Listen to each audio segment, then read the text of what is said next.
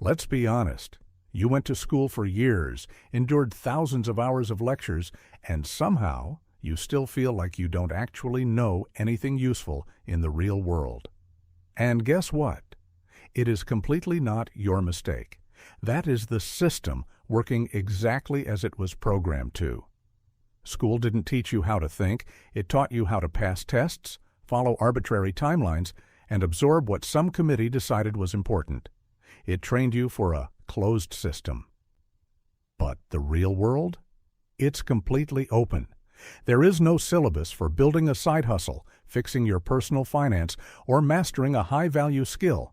Whether that skill is digital or physical doesn't even matter. To understand how to break out of this matrix, let's time travel back a few decades to the lab of a legendary psychologist named Robert Sternberg. He looked at standard IQ tests and realized they were a total trap. He proved that true genius isn't a high test score. It's a lethal combo of 3 gears turning in your brain at the same time: analytical, creative, and practical thinking. Sternberg took a group of students and taught them to lock all 3 gears together. The result? They didn't just beat the traditional students, they absolutely destroyed them in every single measure of real-world achievement. You don't need a 4-year degree to build an elite mind. Becoming a self-taught genius is actually everything you need. Here is how you code your brain to do it. But wait, let's jump back even further in time. Picture a 12-year-old kid in the 1930s, locked in his bedroom, cooking French fries on a homemade heater and fixing broken radios with a car battery. By now, I guess you've figured it out right. He was Richard Feynman, who went on to win a Nobel Prize in physics. Feynman didn't become a genius because of Ivy League schools. He became a genius because he built what he called a custom box of tools. While other college kids were busy memorizing textbook formulas just to pass midterms, Feynman found a rare, obscure math method in an old book and mastered it on his own.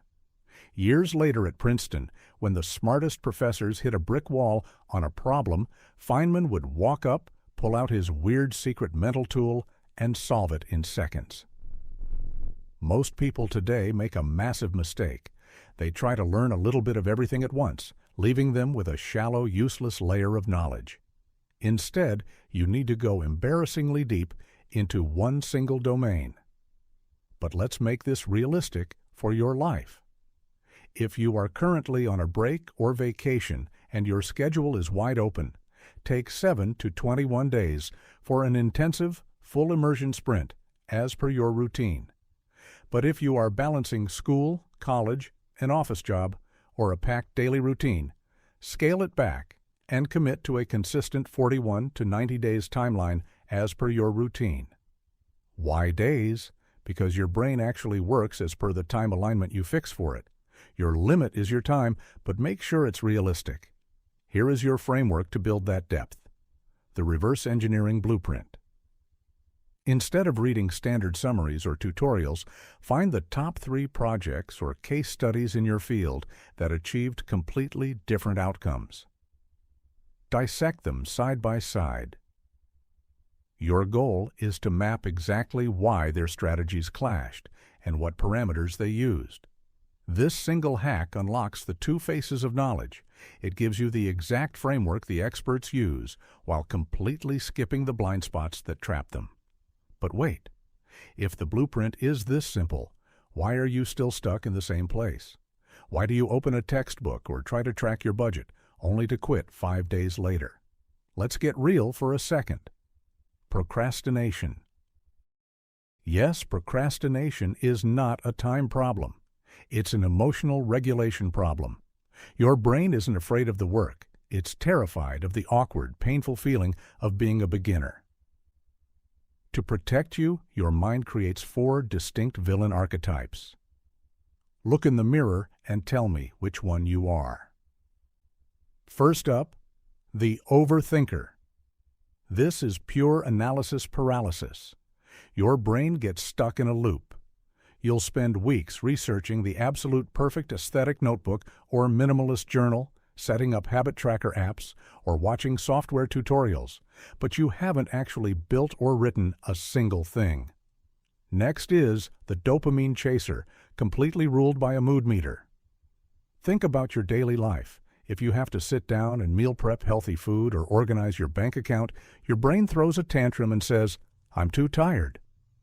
But if a friend texts you at midnight saying, "Yo, let's grab some tacos," you suddenly have a massive spike of energy. Now, you weren't tired. Your brain just refused to execute on a low dopamine task. Third is the sloth bear. This is pure physical inertia.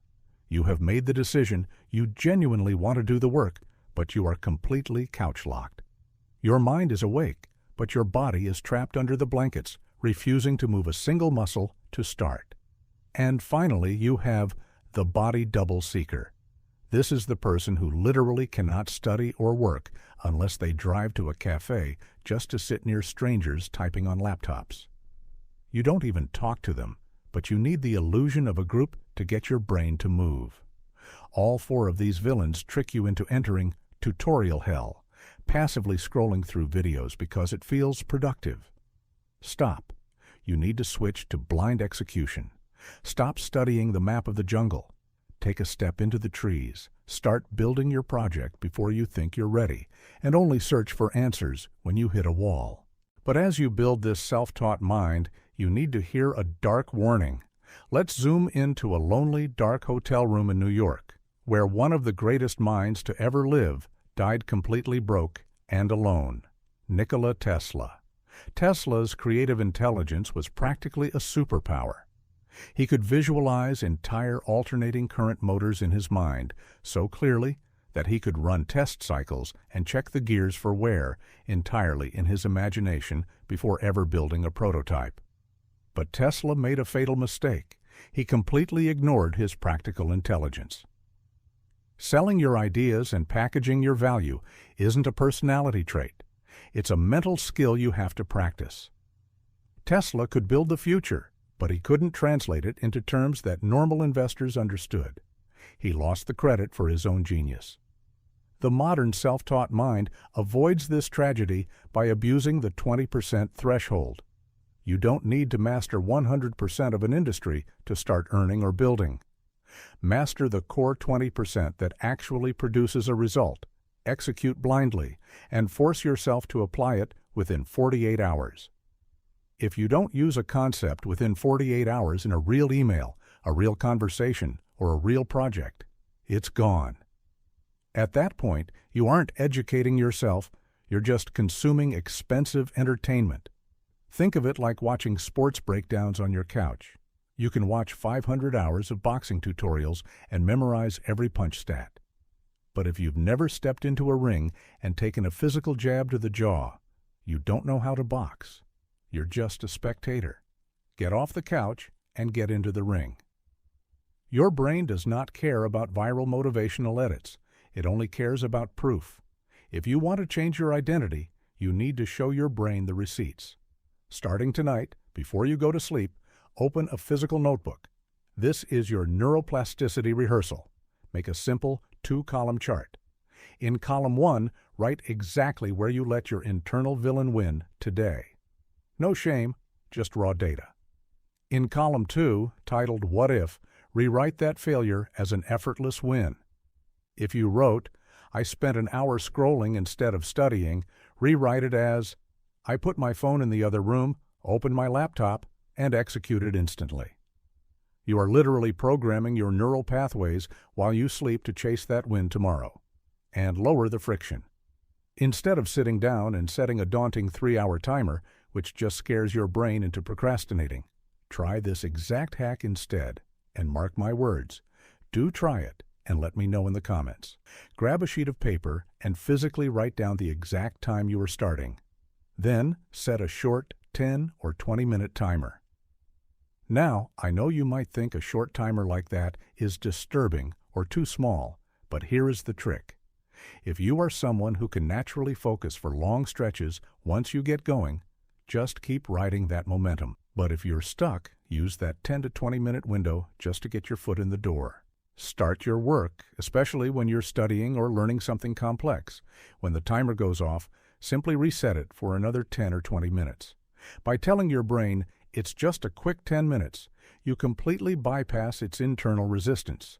Before you even realize what happened, you've fooled your brain into putting in a solid 3-hour study session by saying it's just 10 minutes. When you are finally done and finished, stop, write down your end time on that sheet, check that you actually studied, and look at the physical proof of how you just outsmarted your own mind. The laziness completely evaporates. So, the blueprint is in your hands. The only real question left is, which high-value skill are you going to throw this weapon at first? Are you going to master data analytics and programming, turning raw information into high-demand systems?